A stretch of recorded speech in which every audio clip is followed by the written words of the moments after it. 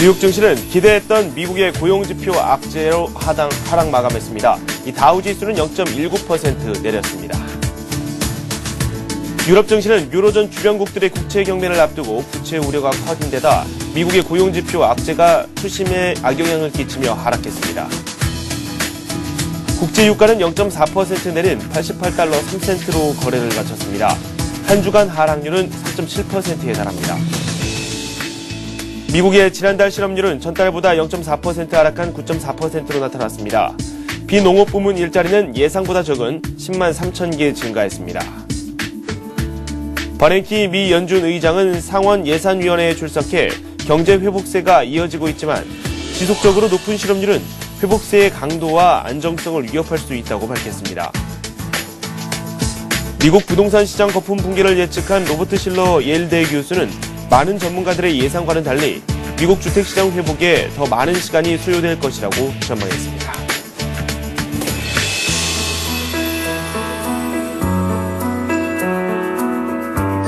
여러분 안녕하십니까? 굿모닝 센 증시의 김종성입니다. 미국 증시와 유럽 증시가 이 부진한 모습을 보였습니다. 지난 금요일 미국 시장에서는 이 고용 관련 지표가 나왔는데 이게 시장에서 좀 좋지 않다는 평가를 받았습니다. 실업률은 줄었지만 고용지수 그 내용을 한번 살펴보면 비농업 부문에서 일자리 수가 예상보다 늘어난 폭이 적었다는 평가가 나오고 있습니다. 이 때문에 미국 증시는 조정을 받았고요. 유럽 증시도 영향을 일부분 받았습니다. 유럽 증시에서는 또 다른 악재가 다시 부각이 됐습니다. 이 해문 악재라고 표현하는 게 더 옳을 수도 있을 텐데요. 재정 위기 우려가 조금씩 더 커지고 있는 상황입니다. 미국과 유럽 시장 어떤 모습이 나왔는지 구체적인 내용 더 정리를 해보도록 하겠습니다. 신한금융투자 강남구청역 지점의 최호선 대리와 함께하도록 하겠습니다. 어서 오세요. 예, 안녕하십니까? 네, 먼저 미국 증시 마감 상황부터 정리해 볼까요? 예.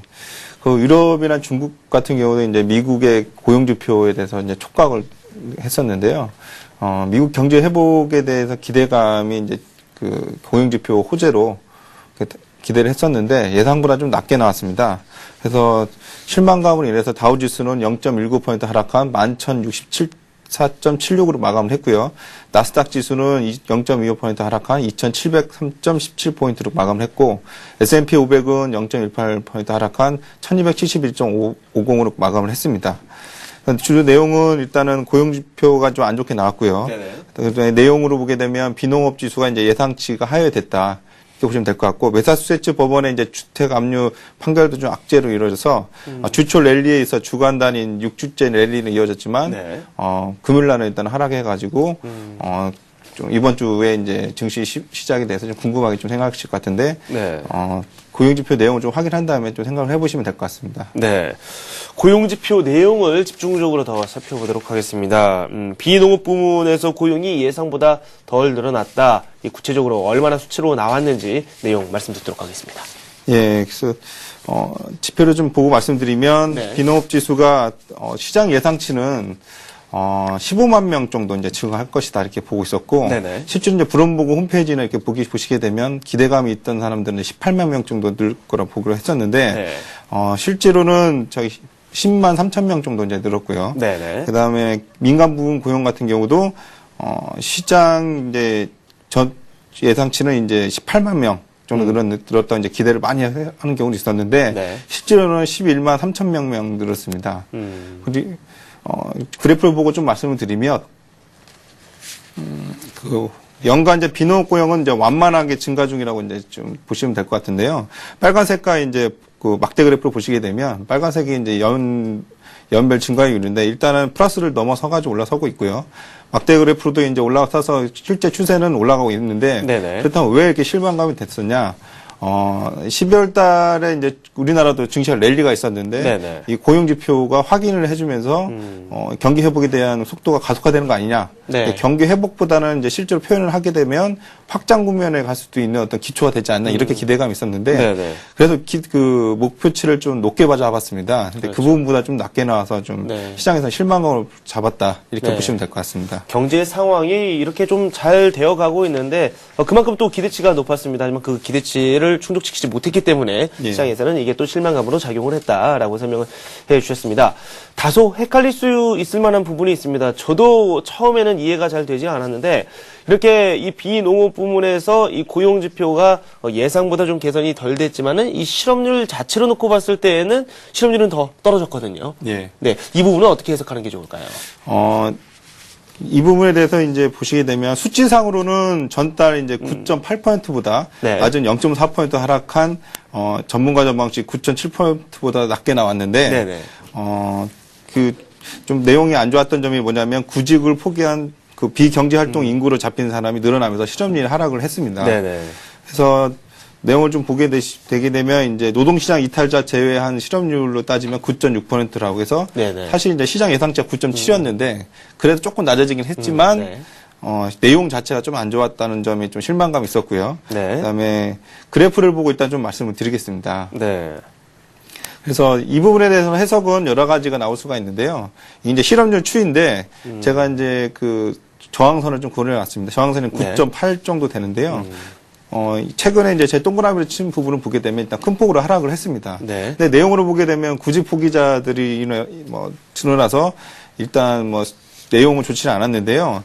해석이 두 가지가 있을 수 있는데 사실 실업률 자체가 너무 좋게 나와서 과도하게 빠졌다고 하게 되면 뒤 후반에 제가 말씀을 드리겠지만 그 미국 정부의 양적 완화 정책의 추가 정책에 대해서 어떤 근거가 좀 나쁠 수가 있거든요. 네. 근데 적절하게 좀 나빠졌다고 볼 수가 있고 부정적인 의미로 보게 되면은 실업률은 이렇게 개선되는 추이가 바로 쉽지는 않다 이런 부분이 있었습니다. 그런데 네. 이제 금요일 날은 지수가 이제 과다하게 올라가는 상황에서 이런 내용을 이제 실망감으로 나오는 바람에 지수 조정이 빌미가 됐고 네. 결과적으로는 유럽 시장도 좀 같이 네. 부정적 영향을 받았다고 보시면 될 것 같습니다. 네, 말씀대로 좀 눈치를 보고 있었거든요. 언제쯤 내려올지 눈치를 보고 있었던 상황이기 때문에 악재로 해석을 하고 바로 또 시장에서는 반응이 나왔습니다.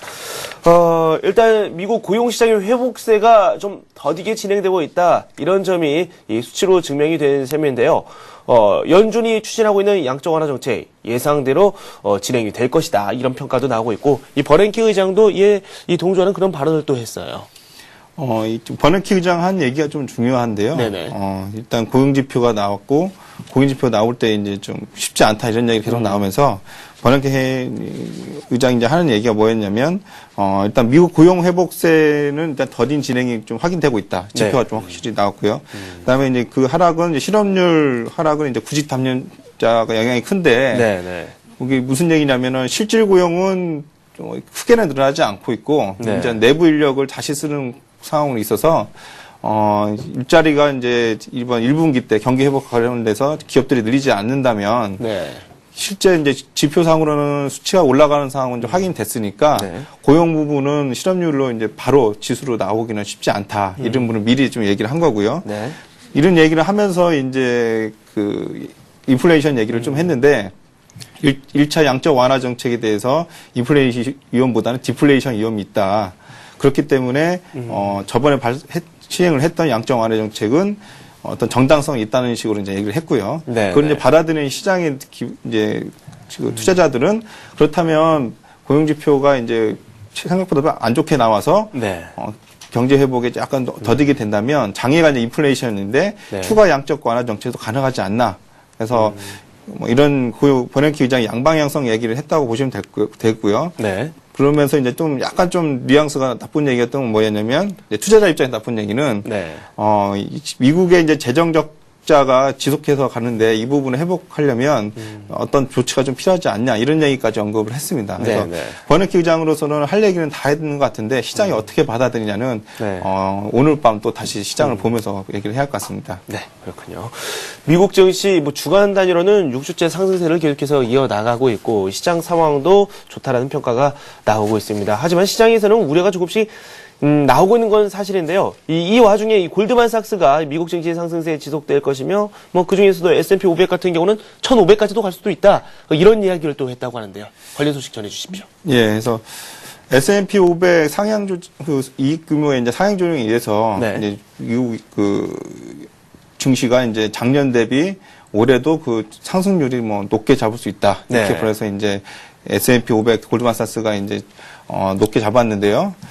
내용은 그 경기 회복세가 이제 지속 가속화되면서 기업 이익이 늘어나는데 그 기업이 주당 순이익이 늘어나면서 이제 골드만삭스가 이제 높게 지수를 잡았고요. 네. 그 부분은 어쨌든 양적 완화 정책이 나온다. 그다음에 유로존 리스크가 좀 부각된다 이런 얘기가 있지만 실질 그 미국의 경제는 회복 속도는 일단은 좀 완만하지만 늘어나고 있다. 이런 자신감 때문에 볼 수 있을 것 같습니다. 네, 네. 유럽 쪽도 상황 정리를 해봐야 되겠죠. 이 주요 국가들의 증시 일제히 하락세를 보였다. 이렇게 먼저 정리를 드려야 될 것 같습니다. 이 포르투갈 위기 우려가 또다시 부각이 되고 있고 유럽 상황이 이 전 세계 경제에 좀 내관이 될 수 있지 않을까. 지난 연말부터 이야기가 꾸준히 나왔던 건데 이게 연초부터 조금씩 또 부각이 되고 있어요. 네, 그래서 유럽 얘기를 이제 뭐 좀 먼저 말씀을 드리면 유럽의 리스크를 이제 세 가지라고 보시면 될 것 같은데요. 네. 일단 당장 급한 게 이제 그 남유럽 국가 리스크가 이제 서유럽으로 이어질 것이냐 이런 네네. 문제입니다. 그래서 미국의 이제 고용 지표가 좋게 나오지 않아서 일단 그 영국의 이제 저희 유럽의 주요 지수가 일단 하락으로 마감을 했는데 네. 일단 내용 좀 말씀을 드리면 영국 지수가 이제 0.58% 하락한 5,988.33으로 끝났고요. 닥스 지수도 독일 닥스 지수 0.48% 하락했고요. 프랑스 CA 지수도 0.99% 하락한 3,865.58로 마감을 했는데 고용 지표가 회복이 됐으면은 이제 미국의 이제 고용 지표 좋았으면은 이제 포르투갈 문제가 이제 좀 크게 이슈가 안 될 수도 있었는데 네네. 실제 이제 연초부터 이제 그 리스크에 대해서 주목을 했던 게 뭐냐면 일단 상반기랑 하반기 합쳐서 네. 일단 1조 유로의 이제 채권이 만기가 되고 있고요. 네. 그리고 유럽 같은 경우는 이제 저는 4분기 때 이제 방송에서 여러 가지 말씀을 드렸지만 네. 미국처럼 리스크가 생겼을 경우에는 유럽 중앙은행이나 IMF가 양적 완화 정책에 돈을 풀겠다는 얘기를 했었고 네, 네. 그것도 좀 부족하지 않았냐 했을 때 이제 미국이 지원할 수 있다 이런 얘기까지 나왔었거든요. 네. 근데 그런데도 불구하고 이제 실질 경제 성장률이 높지 않은 상황에서 물가가 올라가니까 포르투갈 문제가 만약에 터질 경우에 양적 완화 정책 카드가 쓰기가 쉽지 않다. 이런 문제가 좀 부각이 된 거고요. 그다음에 그렇게 될 경우에는 결과적으로 서유럽으로 위기가 좀 전염될 거다. 네, 네. 이런 문제가 이제 그 금요일 날 지수로 좀 반영이 된 것 같습니다. 그래서 네. 종합적으로 좀 말씀을 드리면 유로존의 이제 이런 리스크 문제는 사실 작년 내내 얘기를 했던 얘기고요. 사실 이제 당장은 독일이나 프랑스에서 포르투갈이 이제 구제금융을 받기를 원한다는 기사가 네. 좀 나왔습니다. 로이터 통신 나왔는데 미리 이제 준비를 하고 있기 때문에 실질 문제가 터졌을 경우에는 어떤 대안이 있지 않을까 이렇게 네. 보고 있어서 네. 만약에 이제 이런 문제가 터졌을 경우에는 단기 조정의 빌미가 될 수는 있지만 추세로 뭐 리스크가 확대돼서 문제 생기기까지는 일단은 각 미국이나 네. 유럽 중앙은행이나 그다음에 IMF도 다 알고 있기 때문에 네. 적절한 대응책이 나오지 않을까 기대하고 있습니다. 네, 그렇군요. 국제유가를 비롯해서 이 상품 시장 지난 한 주 동안 좀 하락세를 걸었다 이렇게 정리를 할 수 있을 것 같아요. 상품 시장 동향도 살펴보도록 하죠. 네.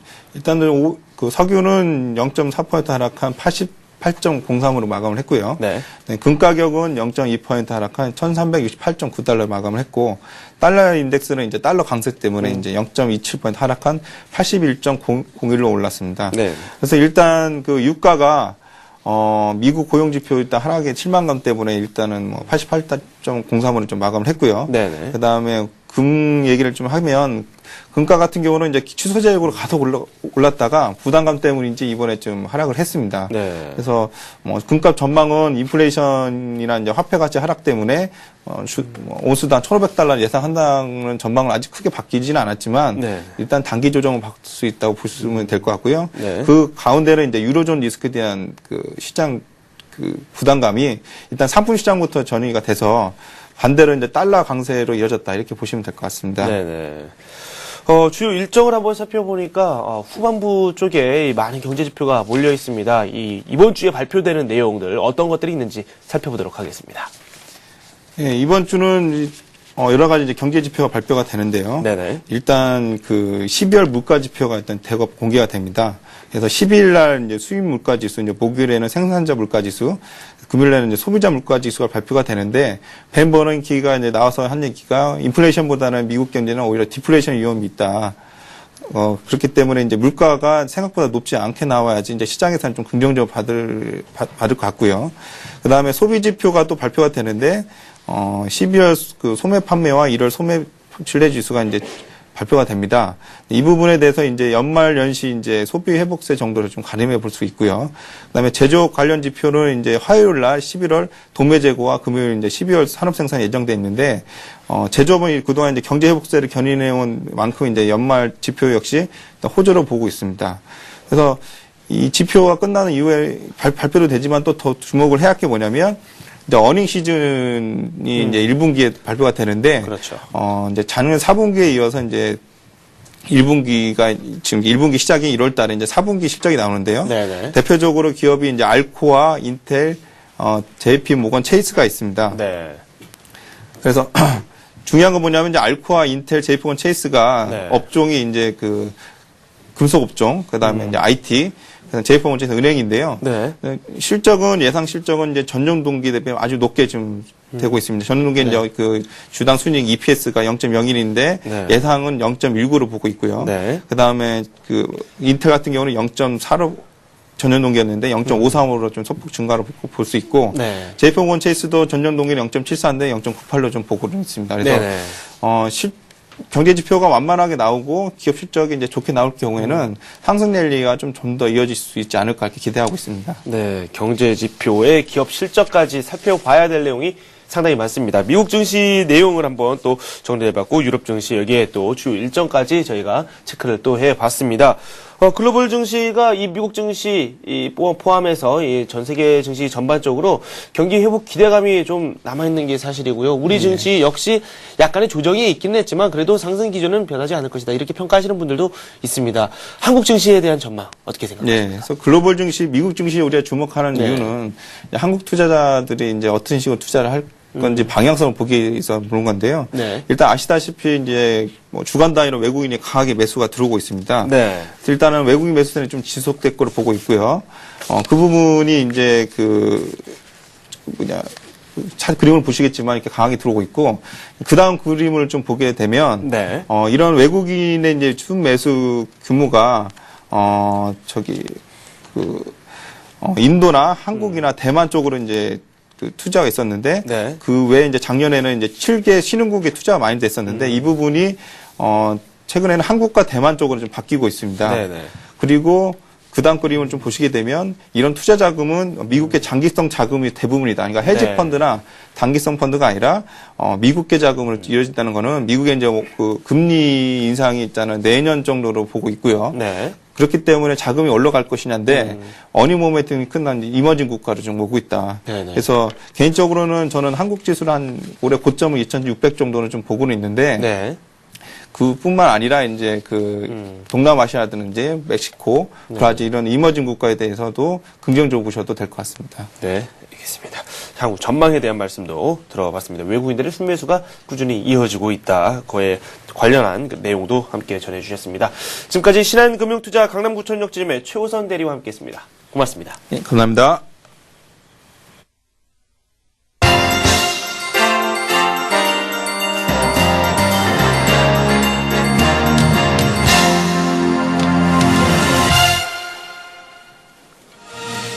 안녕하세요. 글로벌투데이 박미라입니다. 이번 한 주도 보다 발빠르고 현장감 넘치는 지구촌 소식들 전해드리겠습니다.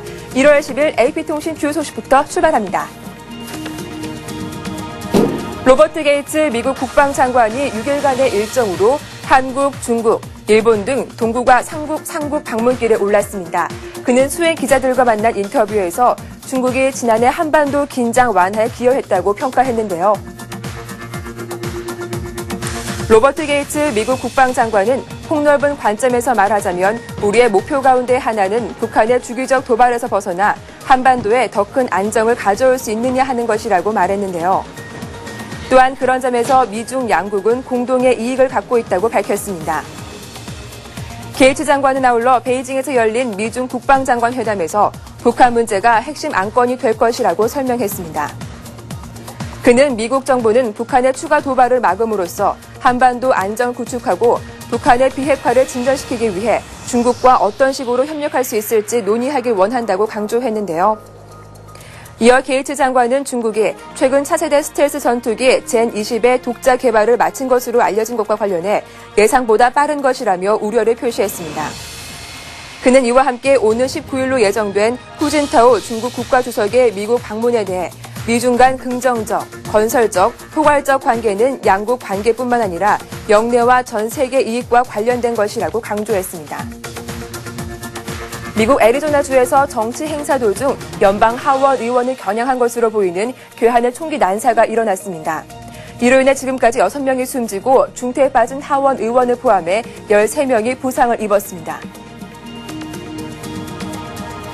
총기 난사는 애리조나주 투산의 한 쇼핑센터에서 가브리엘 기퍼즈 연방 하원 의원이 유권자들과 만남의 행사를 진행하던 중 발생했습니다. 목격자들에 따르면 사고 당시 이 괴한은 불과 3에서 4피트 정도의 가까운 거리에서 먼저 기퍼즈 의원을 향해 총을 발사하고 곧바로 기퍼즈 주변인 및 기퍼즈 의원과 얘기를 나누려 줄 서 있던 사람들을 향해 무차별 난사했는데요. 곧바로 현장은 사람들의 비명과 울음소리로 아수라장이 됐으며 이 괴한은 총을 쏘고 곧바로 달아나려다 시민 2명과 격투 끝에 붙잡혔습니다. 이 괴한은 22살 제러드 리 러프로로 현재 경찰에 구금돼 있습니다. 목격자인 의사 스티븐 레이 박사는 CBS 방송과의 인터뷰에서 러프로가 별다른 말 없이 결연한 표정으로 나타나 특별한 표적 없이 가까운 사람부터 모두에게 난사하기 시작했다고 전했는데요. 20명에서 25명 정도 사람이 있었는데 최소 절반 정도가 총을 맞았다고 덧붙였습니다. 기퍼즈 의원이 입원한 병원 관계자들은 그의 생존 가능성을 조심스럽게 점치고 있지만 치명적인 부상의 후유증을 우려하고 있는데요. 또 병원 측은 다른 부상자 10명 중 5명의 상태가 위중하다고 전해 사망자 수는 더 늘어날 것으로 관측되고 있습니다. 북부 아랍계가 지배하고 있는 수단으로부터 분리 독립을 할 것인지 묻는 남부 지역의 국민투표가 2,600여 개 투표소에서 일제히 개시됐습니다. 일주일 동안 진행되는 이번 투표에서 등록 유권자 중 60% 이상이 투표에 참여하고 과반의 찬성이 나오면 남부 수단은 6개월 뒤에는 독립국을 수립할 수 있을 전망입니다. 남부 수단의 살바 키르 수바는 수도 주바 시내에 있는 존가란 기념관에 설치된 투표소에서 가장 먼저 투표를 마친 뒤 오늘은 남부 수단인들이 기다려왔던 역사적 순간이라고 밝혔습니다. 각 투표소는 전날 밤부터 몰려든 유권자들로 붐볐고 이들 유권자는 길게 늘어선 줄에 서서 여러 시간을 기다린 끝에 한 표를 행사했는데요. 기독교계가 주축인 남부 반군 수단 인민해방운동은 2005년 1월 북부 이슬람 정부와 22년간의 내전을 종식하는 평화협정을 체결했습니다. 이때 6년간 자치 기간을 거쳐 2011년 1월 국민투표를 시행하고 분리 독립적으로 결과가 나오면 오는 7월 독립국을 세우기로 합의한 바 있습니다. 현지 언론과 전문가들은 이 투표에서 분리 독립을 지지하는 찬성표가 압도적 다수를 차지할 것으로 내다보고 있는데요. 오랜 내전에 시달린 데다 기반 시설이 낙후된 남부 수단은 독립을 하게 되면 세계 최빈국으로 분류되겠지만 신생 산유국으로서 지위도 동시에 누릴 수 있게 됩니다. 포르투갈의 유명 언론인이 미국 뉴욕의 한 호텔에서 중요 부위가 잘린 참혹한 모습의 시신으로 발견된 충격적인 사건이 일어났습니다. 경찰은 함께 투숙했던 동성 연인을 유력한 용의자로 보고 조사 중에 있습니다. 인터컨티넨탈 뉴욕 타임스퀘어 호텔에서 포르투갈의 유명 언론인 카를로스 카스트로가 숨진 채 발견됐습니다. 당시 그의 시신은 머리에 외상을 입었으며 거세된 상태였는데요. 경찰은 상처를 치료하기 위해 인근 병원에 있던 그의 동성 연인 레나토 세아브라를 유력한 용의자로 보고 체포해 조사를 벌이고 있습니다. 경찰은 카스트로에게서 돈을 훔쳤다는 추궁을 받은 세아브라가 덕분에 그를 살해한 것으로 보고 있다고 뉴욕 데일리 뉴스는 보도했는데요. 호텔의 한 투숙객은 이들이 사건 당일 방에서 크게 다투는 소리가 다른 방에까지 들릴 정도였다고 밝혔습니다. 한편 목격자의 제보로 객실에 문을 따고 들어간 경비원들은 카를로스의 시신을 발견했다고 전했습니다. 알제리에서 식량 가격 상승과 실업 사태 등의 불만을 품은 소요가 나흘째 지속되면서 3명이 사망하고 400여 명이 부상을 입었습니다. 카빌라 장관은 현지 TV 방송에 출연해 시위가 발생한 음실라, 티파자, 부에메르데스에서 젊은이 3명이 사망했다며 2명은 지난 7일 시위 중 숨졌고 1명은 시위로 불탄 호텔에서 숨진 채 발견됐다고 말했습니다. 그는 또 300명 이상의 경찰이 다쳤고 시위자들 가운데 부상자는 100명이 되지 않는다면서 경찰에 자제하라는 지시가 내려졌다고 강조했는데요. 또한 시위대가 불법적인 폭력을 휘둘러 개인과 공공재산을 파괴하고 있다며 경찰이 다수의 시위자들을 체포했다고 덧붙였습니다. 이런 가운데 알제리 정부는 시위 대책 강요회의를 열어 설탕과 식용유에 대한 수입 관세, 부가가치세, 기업세를 일시적으로 감면해 가격을 41% 인하하는 내용의 물가 안정 대책을 마련했다고 밝혔는데요. 알제리 시위 사태는 종교 지도자들의 자제 촉구에도 수도 알제를 비롯해 전국으로 확산되면서 부상자가 속출한 것으로 알려졌습니다. 아남바에서는 시위 참가자 21명과 경찰 7명이 부상을 당했고 티지 우주에선 시위대가 알제로 향하는 중심대로에 타이어를 쌓아놓고 불태우는 장면이 목격됐으며 콘스탄틴 등에서도 시위가 이어지고 있습니다. 멕시코의 해변 휴양지 알카풀코에서 목이 잘린 남자 시신 15구가 발견됐습니다. 멕시코 마약 갱단, 그들의 잔인함의 끝은 어디인지 그 심각성이 절정에 달하고 있습니다. 멕시코 현지 경찰은 아카풀코 쇼핑센터 부근에서 5대 버려진 차량과 목이 달아난 시신들이 발견됐다고 전했습니다. 시신들은 25세부터 30세 사이의 청년들로 추정된다고 경찰 보고서는 밝혔는데요. 이 같은 참혹한 살인 사건은 라이벌 갱단들 간의 전쟁의 와중에 빚어진 것으로 보입니다. 멕시코에서는 정부가 군대를 동원해 마약 조직의 소탕 작전에 들어간 2006년 이후 갱단들 간의 상호 전쟁으로 지금까지 3만여 명이 살해됐습니다. 베네수엘라 정보기관 건물의 방화로 보이는 화재가 발생해 건물의 70%가 소실됐습니다. 화재가 발생한 건물은 베네수엘라 서부 줄리아주 국유지 관리청사입니다. 토지농업부 장관 후안 카를로스 로요는 이날 국영 텔레비전 방송에 나와 실화가 아니라 어떤 이들이 고의로 저지른 방화라는 아주 확실한 증거들이 있다고 말했으나 구체적으로 밝히지 않았습니다.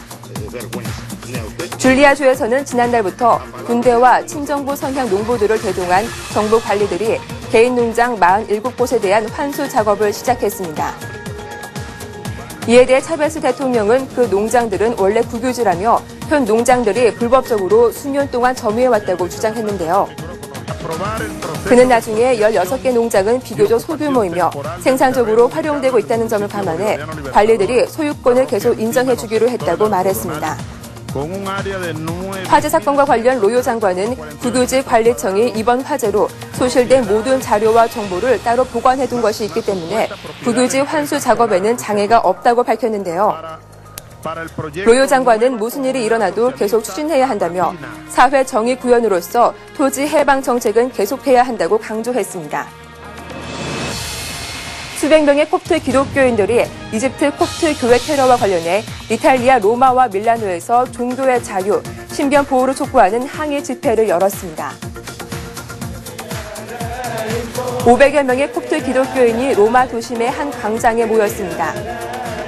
일부는 촛불을 들었고 일부는 구호를 외쳤는데요. 다수의 집회 참가자들은 자신들이 이집트에서 발생한 사건뿐만 아니라 전 세계에서 발생하는 종교적 폭력 사태에 반대함을 보여주고 있다고 전했는데요. 이집트에서 온 콥트 기독교인 바심 조지는 내가 고향으로 돌아갔을 때 내 아이들이 교회에 가는 것을 그리고 길거리에 걸어다니는 것을 두려워하지 않기를 바란다고 말했습니다. 또 밀라노에서는 약 200명의 콥트 기독교인이 이 도시의 명소인 대성당 앞에서 집회를 개최했다고 현지 언론이 전했습니다.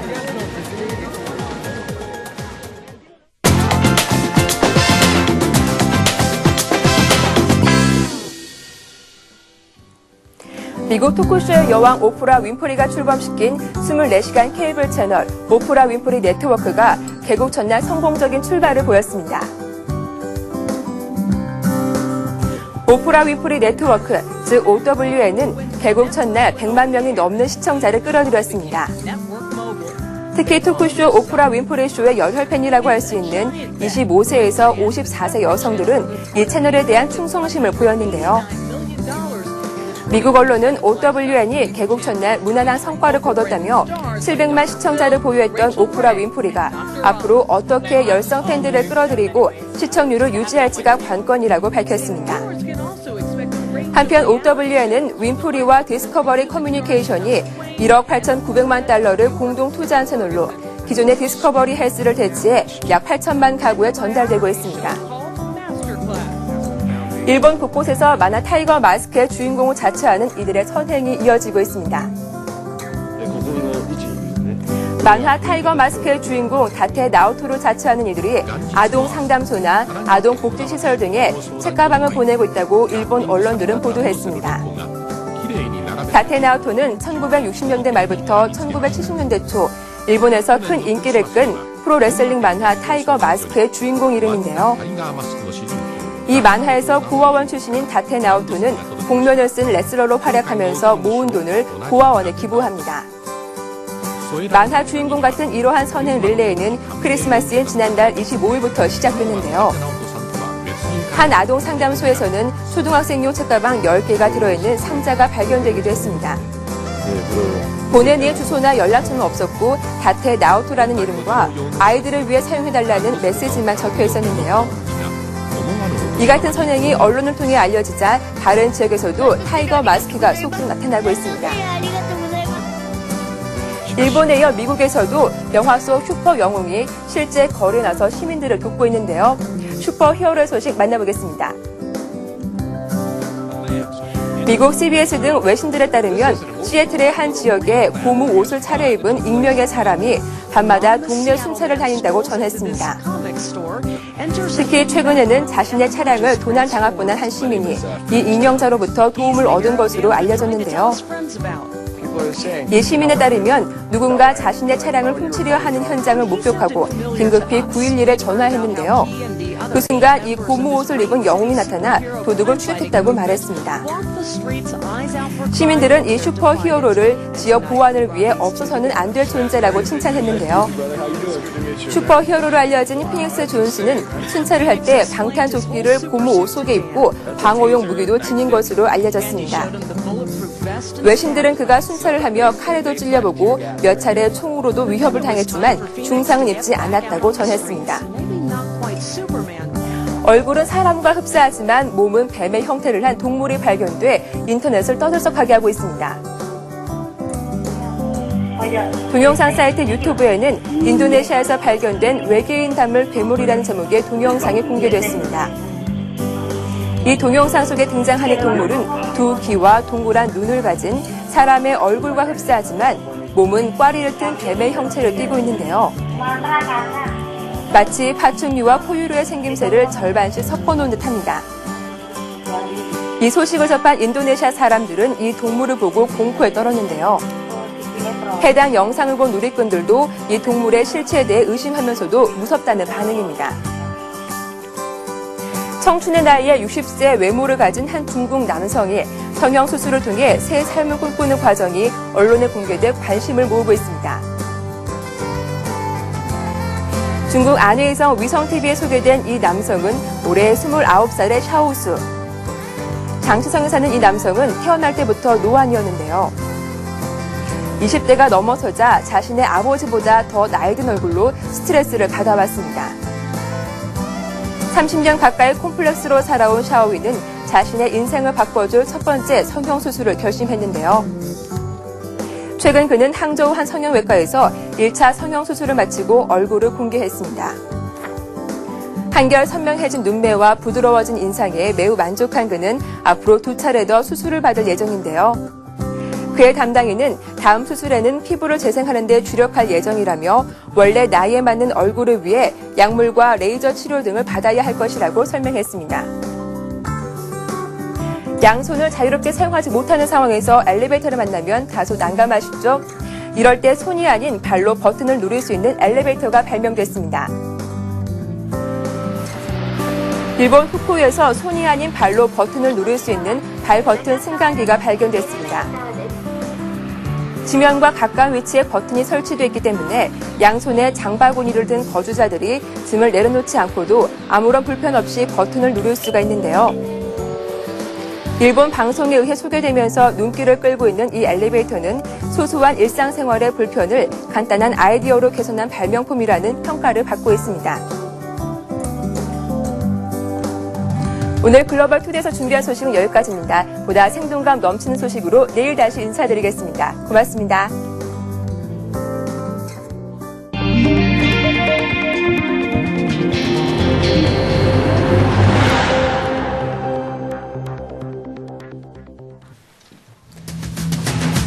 구본준 LG전자 부회장은 LG전자가 연구개발과 생산, 품질 등 제조회사의 기본 경쟁력이 부족하다고 진단하고 지난 3년 평균보다 투자를 월등히 많이 할 것이라고 밝혔습니다.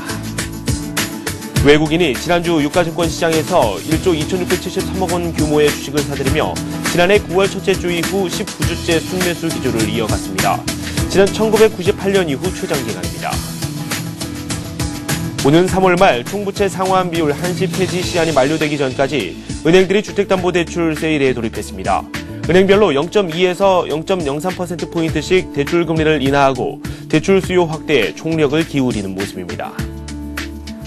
국내 주요 기업들이 브라질 시장 공략에 속도를 내고 있습니다. 삼성과 LG전자가 브라질의 제3공장 증설을 동시에 추진하고 현대차도 조만간 공장 신설에 착수할 예정입니다. 오는 13일 한국은행은 금융통화위원회를 개최합니다. 물가 인상 압박에 기준금리를 올려야 한다는 여론이 많아 인상 여부에 관심이 모이고 있습니다. 네, 오늘은 이종배 기자와 함께하도록 하겠습니다. 안녕하세요. 예, 안녕하십니까. 네, 첫 번째 소식인데요. 이 LG전자 최근 들어서 이 많이 사업성이 악화가 됐다라는 평가를 예, 그렇죠. 받고 있어요. 예. 이 수장격인 이 구본준 LG전자 부회장이 이 LG전자 조직 문화에 대해서 지적을 하고 나섰다고 하는데요. 구체적으로 어떤 내용에 대해서 말을 했습니까? 예, 그렇습니다. 그 구본준 LG전자 부회장이요. 그 LG전자의 조직 문화에 대해서 뭐 작심하고 그 쓴소리를 했습니다. 네. 그 LG의 그 조직 문화로 가장 비판되는 게 그 2등에 안주하고 있다. 네. 이런 비판이었는데요. 이에 대해서 그 강하게 비판했습니다. 구본준 부회장은 그 CS 그 2011 현장에서요. 네. 그 기자간담회를 가졌는데요. 이 자리에서 구 부회장은 그 제조회사의 기본 경쟁력은 그 연구개발, 생산 품질에서 나오는데 그 LG전자 이게 많이 무너졌다. 이렇게 지적을 했고요. 이어서 그는 그 LG전자 문화가 조금 무르다. 그 네. 독한 문화를 DNA로 가져야 된다. 네, 네. 강도 높은 그 주문을 했고 이에 따른 뭐 앞으로 강도 높은 변화가 예상되고 있는데요. 네. 예로 또 구 부회장 그 스마트폰 부진 대응에 따른 그 실적 회복에 대해서는요. 네. 꽤 시간이 걸릴 것이라고 말했습니다. 그만큼 LG전자가 다시 실적이 회복하기까지는 좀 상당히 시간이 걸릴 것으로 전망을 했고요. 네. 네. 또 그 하이닉스 인수에 대해서도 한마디 했는데요. 네. 그 하이닉스 인수에 대해서는 관심 없다. 이렇게 딱 잘라 말해가지고 그 사실상 그 LG전자 하이닉스 인수는 그 물 건너 간 것으로 전망되고 네. 있습니다. 이번 구본준 부회장의 발언을 보면요. 사실 그 구본준 부회장은 LG전자 수장이지만 그 네. 구본무 LG그룹 회장의 동생이지 않습니까? 네. 그래서 LG그룹 전체에 좀 막대한 영향을 미치고 있는데요. 그 LG전자 조직 문화에 대해서 뭐 무르다, 기본이 무너졌다, 뭐 독한 DNA를 가져야 이런 반응을 네. 했는데요. 네. 이런 것이 뭐 LG그룹 전반으로 좀 확산될 것 같습니다. 네, 구본준 부회장뿐만 아니라 이 삼성의 이재용 사장이 되었죠, 이제. 네, 그렇죠. 이 삼성전자에 대해서도 또 이야기가 있었을 것 같은데요. 어떤 그렇죠. 내용이나요? 그 이재용 사장도 승진 후 첫 공식 석상에서 네네. 좀 기자들과 만났는데요. 기자들과 만나면서 몇 가지 좀 발언했습니다. 네. 그 이재용 사장의 좀 발언을 보면요. 그 아버지인 이건희 회장의 도전 정신을 그 배우려고 노력 중이다 이런 발언을 했고요. 네. 그 이건희 회장의 그 도전 정신 등을 그 똑같이 소해내려고 열심히 노력하고 있다 이런 네. 발언을 했습니다. 네. 그 이재용 사장의 경우 그 본인이 이제 전면에 부각되는 것에 대해서 그 상당히 좀 부담스러운 분위기인데요. 네, 네. 그 하지만 그 이재용 사장은 사실상 그 CS 이번 2011년 현장을 방문하면서요. 네. 글로벌 CEO들과 이제 그 첫 글로벌 대외 활동을 했다는 점에서 네. 네. 앞으로 그 큰 폭의 좀 경영 활동이 좀 예고되고 있습니다. 네. 우리 증시와 관련된 내용 한번 소식을 정리해 보도록 하겠습니다. 이 외국인들의 순매수가 꾸준하게 들어오고 있습니다. 19주째 순매수가 들어오고 있다고 하고요. 이 기간 동안 매수한 금액만도 1조 3천억 원에 육박하는 그런 규모가 현재 유입이 되고 있다고 합니다. 주간 단위 차트를 살펴봐도 우리 증시의 상승세 눈에 띄는데 역시 그렇죠. 외국인의 힘이 대단하네요. 예, 그렇습니다. 뭐 그 지난해 하반기부터 그 외국인들의 그 주식 사재기가 계속되고 있는데요. 네네. 새해 연초에도 이런 분위기가 이어지고 있습니다. 그리고 무려 그 새해 첫 주에만 그 1조 2천억 원 규모의 그 한국 주식을 사들인 것으로 조사됐는데요. 그 한국 거래소에 따르면은 그 외국인은 그 지난주 유가증권 시장에서 1조 2,673억 원 규모의 주식을 매입을 했습니다. 네네. 이에 따라서 그 지난해 9월 첫째 주 이후 그 19주째 그 순매수 기조를 유지하게 됐는데요. 외국인들의 그 순매수 기조 현황을 보면은 뭐 지난해 11월에는 1조 6,400억 원 규모의 주식을 순매수했고요. 네네. 그 지난해 12월에는 그 두 배가 넘는 3조 6천억 원 규모를 매수했습니다. 네네. 그 올해 들어서는 그 첫 주인 단 5일 만에 그 3분의 1에 해당하는 한 1조 2천억 원 규모를 사들였는데요. 네네. 그 전문가들은 그 한국 기업들의 선정과 그 약달러 등 여러 사항이 겹치면서 그 외국인들의 그 한국 주식 순매수 행진이 좀 계속되고 있다고 보고 있고 네. 또 아울러 이 같은 그 순매수 분위기가 앞으로도 지속될 것으로 보고 있는데요. 네. 문제는 이것이 뭐 국내 주식시장에는 뭐 긍정적인 요소로 작용하고 있고요. 네. 또 작용할 것으로 보이지만 결국 이제 국내 주식시장이 그 외국인 지배력이 더욱 강화되면서 네. 결과적으로 이제 그 외국인에 의해서 좌우되면서요. 네. 그 자본 유출에 따른 그 폐해가 더 우려되고 있는 상황입니다. 네. 그렇군요.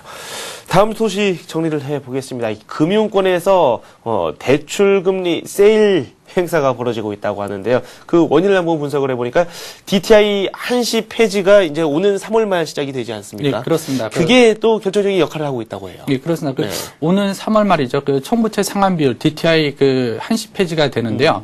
그 폐지 시한이 만료되기 전까지 그 은행들이 그 주택담보대출 세일에 돌입했다는 소식입니다. 네네. 그 은행별로는 뭐 그 0.2에서 0.3% 가량 대출 금리를 인하하고 있고요. 네. 또 뭐 대출 수요 확대에 그 총력을 기울이겠다는 소식인데요. 은행별로 보면은 뭐 우리은행은 일단은 3월 말까지 한시적으로 아파트 구입자금 대출 시 금리를 그 0.2% 인하하기로 결정을 했고요. 네네. 그 하나은행도 대출 금리를 인하했고 한국시티은행도 일부 상품에 대해서 금리를 좀 인하했습니다. 네. 뭐 은행들의 이 같은 움직임은 뭐 DTI 변수를 활용해가지고 네. 일시적으로 늘어날 주택 수요를 좀 흡수하기 위한 것으로 풀이되고 있는데요. 네.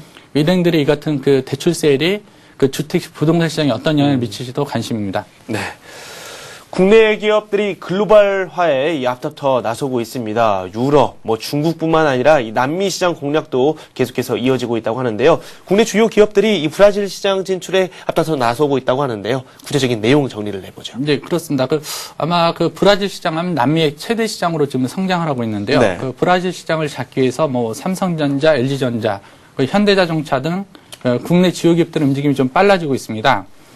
우선 그 삼성전자는요, 그 현재 브라질의 그 두 곳의 공장을 운영 중인데요. 이 중 그 한 곳의 공장에 대해서 그 증설 투자를 결정을 했고, 곧 네. 들어갈 예정입니다. 그 LG전자도 현재 브라질의 그 두 곳에서 공장을 운영 중인데요. 네. 이와 별개로 그 제3의 지역에서 그 공장 건설에 곧 착공할 예정이고요. 네네. 그 현대차도 지금 브라질에 공장을 짓겠다고 한 1년 전에 발표를 했는데요. 네. 이르면 1월 중에 좀 착공에 들어갈 것 같습니다. 네. 이처럼 그 브라질 시장이 각광받는 이유는요.